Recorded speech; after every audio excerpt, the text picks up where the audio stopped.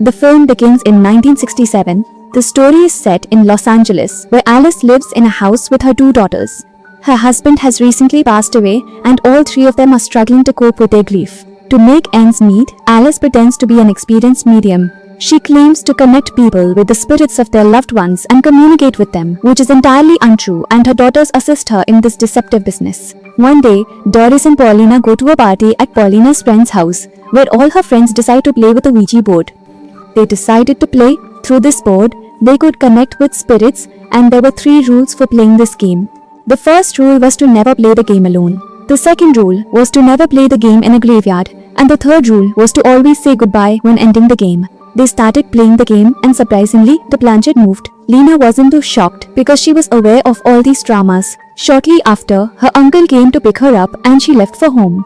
On the way, she suggested to Alice that they should also get an Ouija board for their home. It would be relatively straightforward for us to mislead our clients, and the following morning she brings an Ouija board back to their residence. After positioning it at home, she proceeds to collect Doris from school, where we observe that Doris is being tormented by the other children, something she had not disclosed to anyone. After collecting Doris, Alice returns home and makes the decision to engage with the Ouija board. Unaware that there were specific rules for engaging with this game, she plays it in solitude, which was contrary to the rules. While engaging, she observes that it was moving. Now, they start asking any spirit present there some questions, but Alice doesn't get the answers on the bank statement here. However, we see that Kayla's daughter Doris has now become a processor and is answering all the questions that Alice is sitting downstairs and asking through the Ouija board. When Alice asked the spirit's name, Doris upstairs said the name Marcus. This means the spirit that had come here and possessed Doris was named Marcus, and shortly after, as soon as downstairs, she stops playing the game and Doris comes out of the trance. However, even while stopping the game, Alice broke another rule. She didn't say goodbye, which is crucial, and we see Doris also approaching the Ouija board. She knew that the Ouija board connects people with the spirits of their loved ones. She tries to connect with her dad Roger's spirit, and to her surprise, the Ouija board's planchette moves, and she feels she has made contact with her dad. The next day, Doris goes to school, and Father Tom, who was running the school, calls her.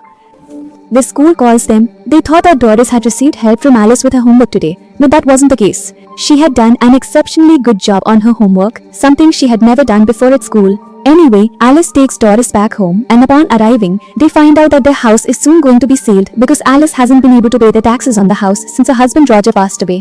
What were Alice and Paulina so worried about? Meanwhile, inside, Doris was still engaged with the Ouija board. Through this Ouija board, Doris's dad was communicating with her.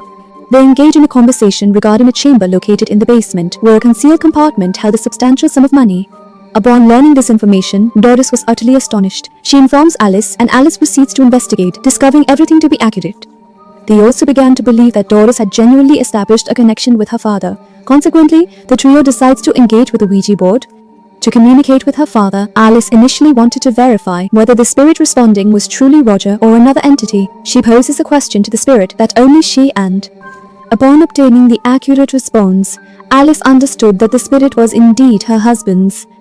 Alice started to have faith in the Ouija board, and Doris also shared with her that she was able to perceive spirits through this planchette.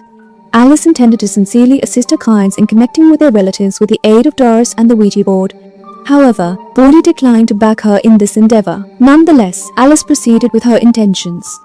She, alongside Doris, utilized the Ouija board to connect individuals with their cherished ones, and, due to this business, Doris also stopped going to school. While engaging with the Ouija board, Doris frequently summoned peculiar spirits, which appeared almost like familiar family members to individuals, and this led their clients to have increased belief in these spirits. Consequently, their business began to thrive. However, amidst all this, Doris began experiencing a persistent pain in her neck. She sensed something external upon her, so she took a planchette and gazed into the mirror with it and perceived a malevolent spirit on her shoulder. Witnessing this, she became frightened and screamed, and the spirit entered her. The malevolent and sinister spirit completely took dominion over her and possessed her entirely. Once she was possessed, Doris reverted to her usual self and deliberately whispered something into her sister's ear, which caused Paulina to also experience terrifying nightmares, and this is the day we observe. Doris was at school, and as soon as some children began bullying her, Doris retaliated and inflicted harm upon them. everyone returned home, and today Paulina's friend had come over. When he was conversing with Doris, she talks about frightening and strange things. She tells him how it feels if someone is strangled, what kind of pain it causes. Hearing these things, the boy found it quite strange. When Apollonia goes to her room, she sees that someone has stitched her doll's lips. Seeing this, Paulina got angry, thinking it was Doris's doing, but Doris said, "No, I didn't do it. Dad did it because he wants to close off all the voices coming into this house." They were talking about the voices that Doris was bringing out. These days, hearing these things, Paulina gets scared and goes to Alice to say, "I believe Doris is losing her sanity. Her behavior is exceedingly peculiar." Recently, during the night, they have noticed that Doris has been writing some notes, and these notes were composed in the Polish language. However, no one in their household is familiar with Polish. She brings these documents to school to Father Tom and asks him to have the pages translated. Once the pages are translated, Father Tom personally visits their home in the evening and promptly informs Alice that he requires a vote. "I require a session because I wish to establish a connection with my wife." The session commences. During this session, they inquire about my wife's middle name. Plunkett moves and utters the name Lynn. During this, something was articulated in the voice of Father Tom's wife, which astonished everyone present. The session appeared successful to all involved, but Father Tom requested a private meeting with Alice and Kalina after the session concluded. Subsequently, Tom informs them that the session that had just occurred was not successful in the slightest. My wife's middle name was not Lynn, it was, in fact, Catherine. Doris said that because after the question was asked, I started thinking of Lynn in my mind. This means Father Twist was revealing here that Doris never actually connected with anyone's spirit. She simply amplified people's microphones and gave them answers. As for Doris producing different voices, she only spoke one white noise in those voices, and people imagined those voices as their loved ones. In other words, Doris could mimic the voice of any random man or woman, because Father Tom explained that the voice Doris produced at that time was not my wife's either. There was a sense of disbelief. Alice further questioned how Doris was managing to accomplish all of this, to which Father Tom elaborated that she was being possessed by a spirit which was compelling her to perform these acts. He informed Paulina that the pages she had brought along contained the narrative of a man named Marcus, who had travelled from Poland to Los Angeles. During the period of World War II, a deranged doctor had captured Marcus and continued to conduct bizarre experiments on him. This doctor was a psychopath who would capture individuals like Marcus, experiment on them, and keep them confined in his basement. He would retain them and ultimately end their lives. And this is the residence where Alice and her family are presently residing, which was indeed the abode of that doctor. All the individuals whom that doctor had murdered, their corpses remained within this dwelling. Thus, one might assert that this house was akin to a burial ground.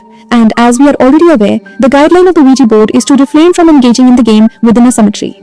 Consequently, Alice had violated the third rule of the Ouija board, and due to this infraction, they were on the brink of encountering significant trouble.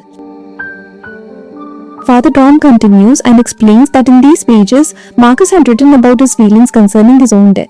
Even after dying, he could still feel all these things. For many years, he had been living in this world with the other spirits, in their same house. It was noted in these pages that the spirit world is very cold and voiceless. No one can speak there. No one has a voice. But Marcus found a voice through Doris. This was the reason Doris was able to answer all of Alice's questions correctly. Marcus was one of those individuals. Below, we observe Doris seated on the sofa. Her eyes have transformed into something terrifying, and her mouth is agape. Just then, there is a knock on the door, and she reverts to normal. She proceeds to open the door, and it is Paulina's friend who has arrived. After exchanging greetings with him, she takes him away in 20 minutes. Upon descending to the basement and meddling a bit, this boy discovers some skulls there. He encounters the remains of deceased humans, which frightens him, and behind him, we see Doris, who is now in a bizarre manner. Her body was processed too. She was in the process of turning and suddenly launched an attack on the boy, and as she did so, her eyes transformed to a completely white hue. On this occasion, she strangled the boy and ended his life. In any case, Father Tom, after concluding his meeting, descends the stairs with Paulina and Alice, and they are utterly shocked to discover the lifeless body of Paulina's friend suspended in the center of their home. It appeared as though the boy had taken his own life by hanging. They became extremely frightened and proceeded directly to the basement. In that location, the father observed numerous human skulls embedded within the wall. Consequently, the father promptly instructed Alice to incinerate their Ouija board. They had previously utilized the Ouija board, but soon after, the identical Ouija boards were observed intact upon their table.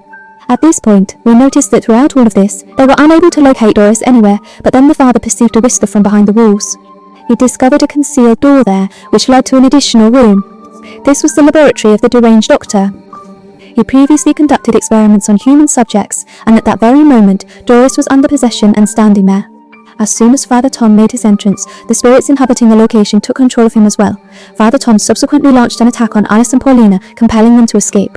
It is depicted that the spirit suffocates Father Tom, resulting in his death. Meanwhile, the possessed Doris emerges with the intent to kill her mother and sister. Doris seizes her mother, rendering her unconscious and subsequently abducting her. Meanwhile, it is shown here, Paulina had her dad's soul, who picked her up and took her to a room here. Paulina's father elucidated to her the method to rectify all these matters once more, stating that she must halt the voices emanating from the spirit realm. Given that all these voices were channeled through Doris as a medium, Paulina needed to sew Doris's lips in the identical manner as her doll's lips. Comprehending everything her father conveyed, she promptly hurried to the basement to rescue her mother, where Doris was on the verge of attacking and killing her mother.